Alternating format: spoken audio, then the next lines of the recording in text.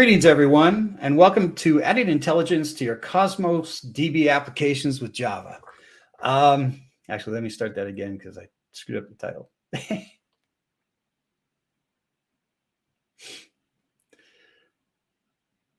Greetings, everyone. Welcome to adding intelligence to your Java applications with Cosmos DB. My name is Benz. I'm a cloud advocate at Microsoft, specializing in Java. So I'm excited to be here and sharing this with you. So we're going to talk a little bit about the evolution of applications. I'm not going to spend a lot of time on my slides. We're going to dive right into a demo, which is going to be most of the presentation. So originally we had on-prem applications. Everyone has their own stories and struggles with those. You had to manage applications, you had to manage servers, you had to manage infrastructure, you had to make sure security was on top of things. Whether or not you had them on-prem or in a co-location or in virtual machines, all of that still had to be managed for you. Then we moved into the cloud. The cloud came along. You've got virtual machines. They're great. They solve the physical problems that you had with working with your applications. But you still had other problems. How do you actually manage those virtual machines now? How do you actually manage those servers? Is my cloud secure? Can I scale using the information that I have? All right. And then what is next we moved into platform as a service or software as a service. And, we had issues like what are the right sizes of the servers for our business? Are we paying too much for the services that we have? A very common problem. In fact, there's a whole bunch of folks out there who've generated an industry on saving people money on their software as a service and platform as a service cloud infrastructure. So it didn't solve all the problems that you had. And then, of course, serverless came along to help solve all the problems we had with on-prem, virtual machines, platform as a service, software as a service, by allowing you to abstract away all the infrastructure that you need for building your application, for scaling it, and for managing security. So now we've got serverless out there. And this is a way to actually help you build your application. And this is what this presentation is all about. You can take your code that you already have for Java on-prem, and you can enhance it greatly using services that are in the cloud, including serverless. So we're going to talk about the platform components that you can use to do what I just described, which is basically taking your code and enhancing it without changing the underlying infrastructure and the underlying code. Azure Functions are the main part of that. So Azure Functions are our serverless platform at Microsoft. They're complemented by Logic Apps. So Logic Apps are a way to organize your workflow and organize your application structure, also to integrate with the outside world. So functions are very simple. They just take a request, they return a response. Logic Apps are a way to coordinate and orchestrate those functions and other things, including connections to third-party platforms, Twitter, things like that. In the demo I'm going to show today, the functions are actually integrating with a simulated IoT infrastructure, which generates temperature data and shares it with your applications.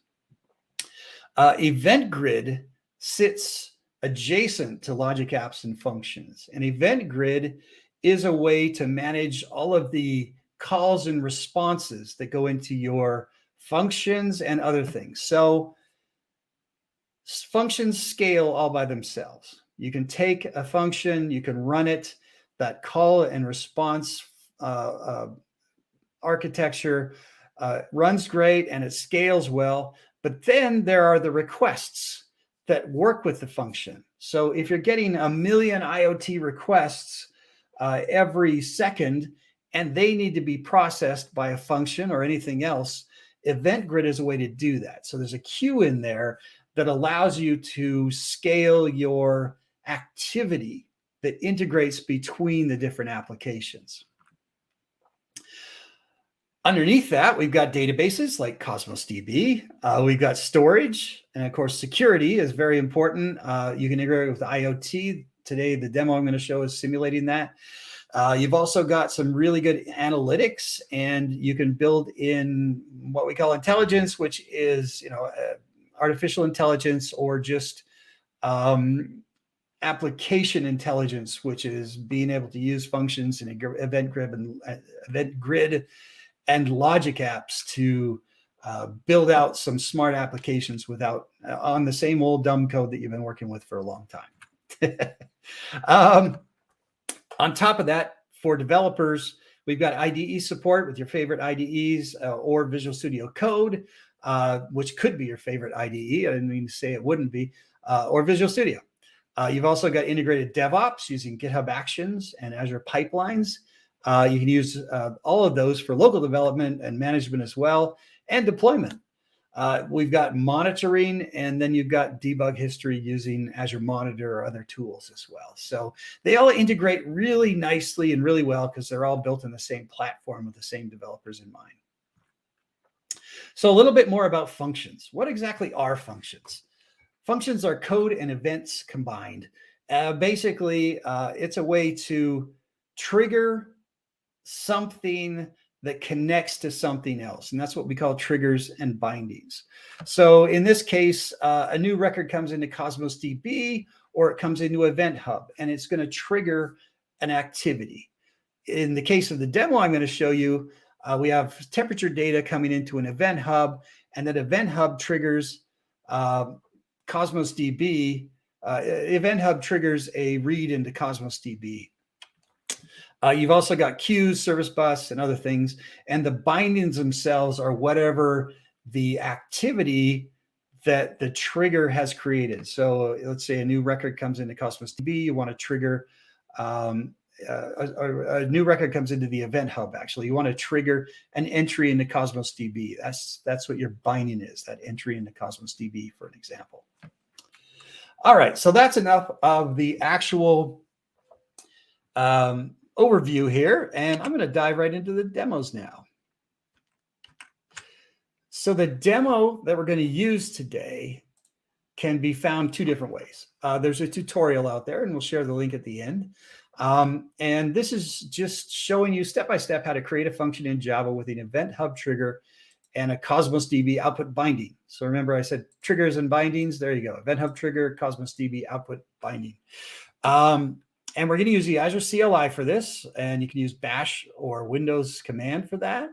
I'm not actually going to build it. I've got one pre-built, but the other thing that's kind of cool is this has already been, the code that we're working with has actually already been pre-built in this repo. So there's a repo called Azure Samples Java Functions Event Hub Cosmos DB, which actually has most of the structure and the code already built into it. Or if you want to build the whole thing from scratch, you can use this tutorial as well. Okay, so what does this actually do? I'm going to start at the end. Here is the Cosmos DB database.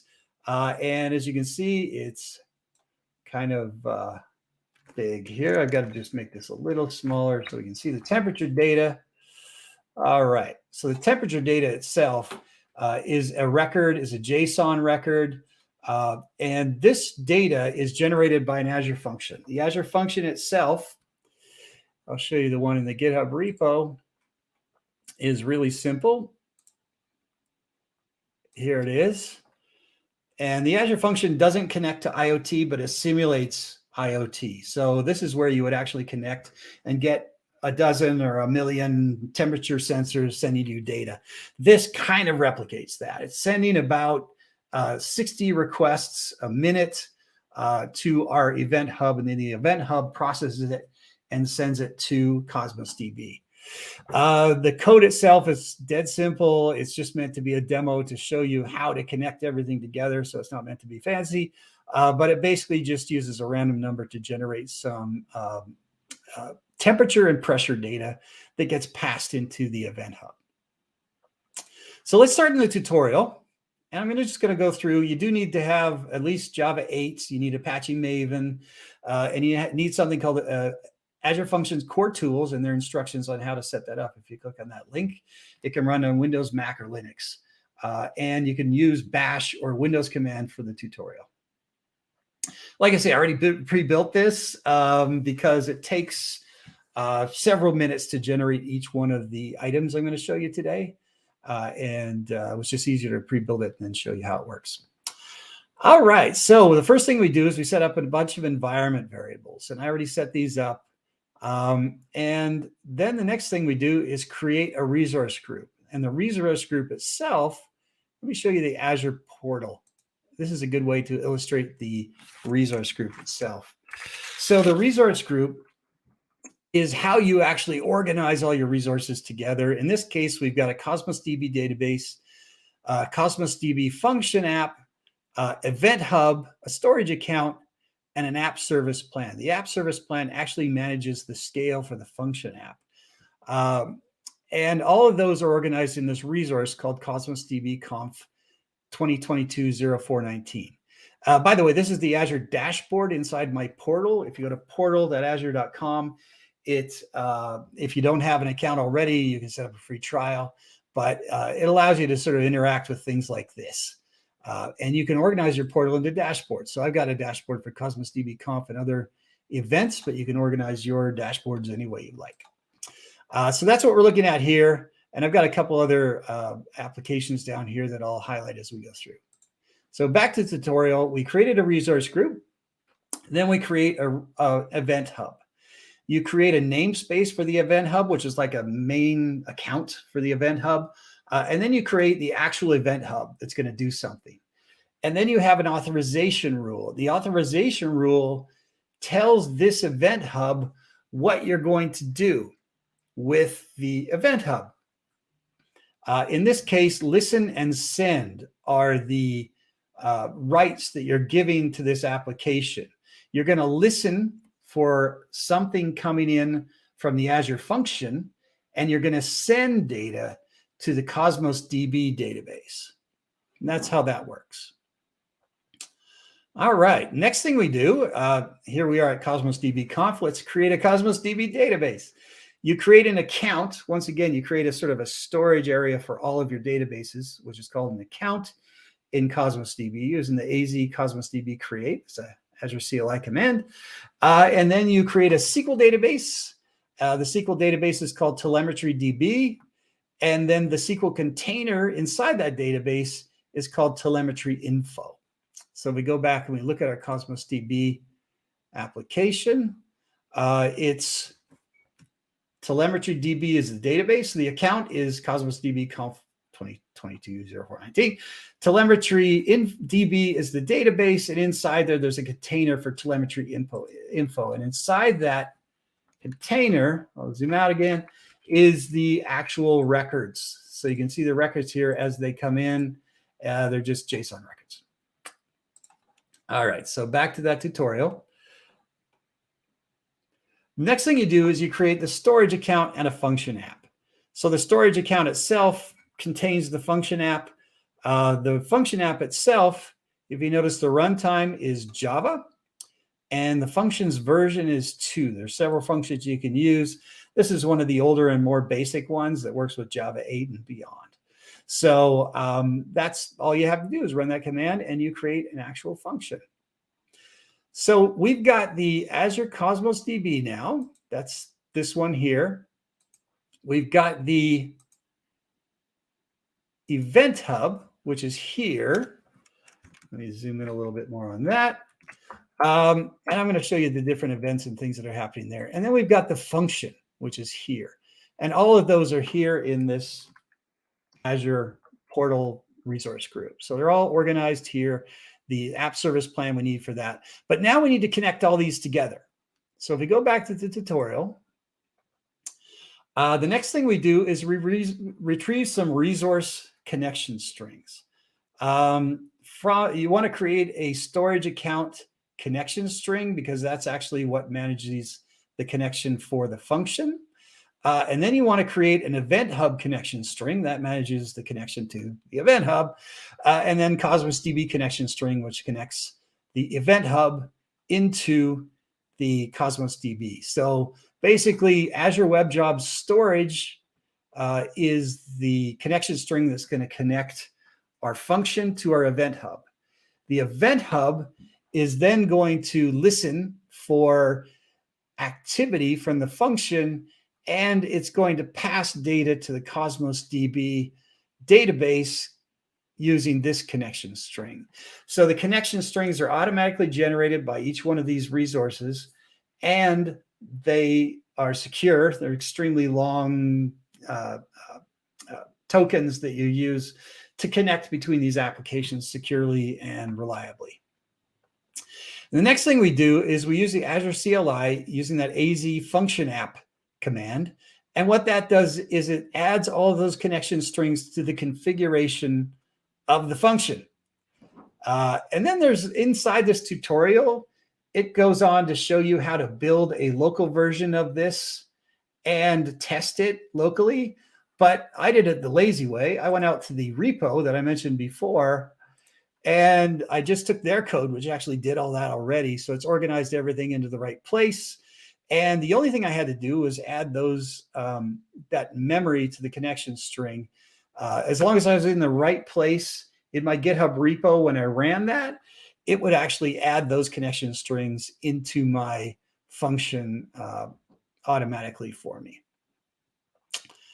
All right, and the next thing I did, let's flip over. So we're flipping over to the GitHub repo now, and the only thing we had to do after that was run Maven clean package. I mentioned Maven as a prerequisite. That's the build manager for Java, and then you say Maven Azure Functions run.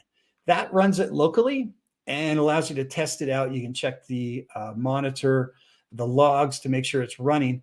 But then the easiest thing to do is just run this command, which is Maven. Let me zoom in a little. Maven Azure Functions deploy. And what that does is it actually creates a function out on the function resource that you've already created back in the early steps in that tutorial. So it deploys it automatically out there. And once you've got it deployed, then the function is actually automatically running, and you can go into Cosmos DB and I'll check this again.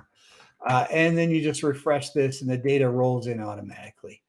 And if we check out the overview of Cosmos DB, you'll see the application.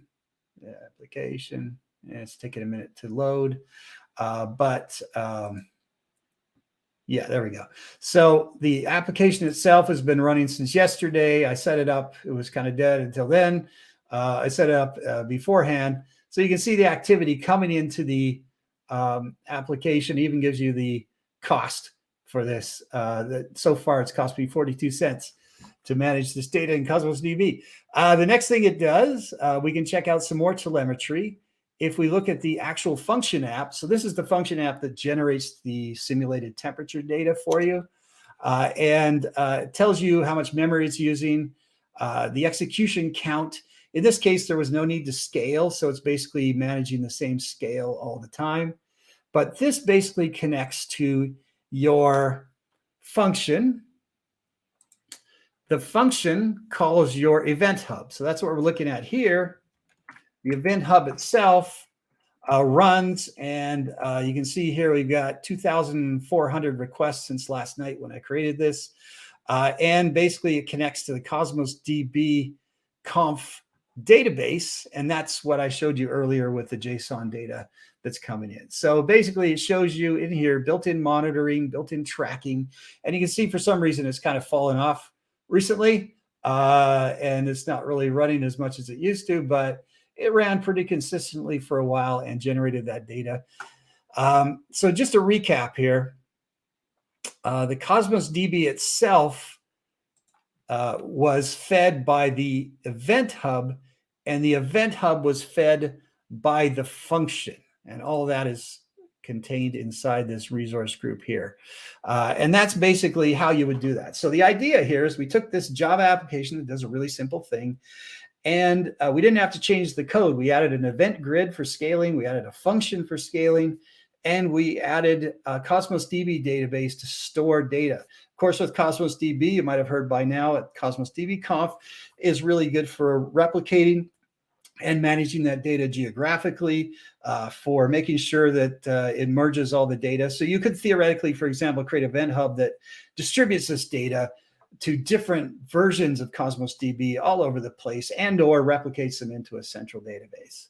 So it does all that for you without changing your Java code. That's still the plain old Java code that we had before. Now, I mentioned before logic, so logic apps. I didn't talk about those. So this is a standalone application that generates its own data, but if you wanted to connect to something else, you would use logic apps. And I'll share this link after, but the standard tier connectors, as you can see, there's 1 or 2 standard tier connectors here that you can use for your application. You know, for example, Twilio, Twitter, Trello, hey, Typeform, haven't seen that for a while, WordPress, all kinds of things that you can connect together with your application and feed your Azure functions or your event grids with triggers and data and connect that way. So the idea here is logic apps you can orchestrate and connect with, and then the functions run.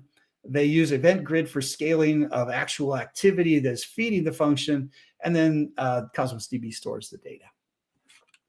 Now, I do have a link I want to share with you. Function triggers is here, aka.ms/function triggers. You can get more information there, and we'll also have some links associated with this video, and I'll share a copy of the presentation as well. But you can recreate this demo using the links and the tutorial and the repo. My name is Brian Benz. I'm a cloud advocate at Microsoft, and that was adding intelligence to your Java applications with Cosmos DB. Thanks for joining. I hope it was useful.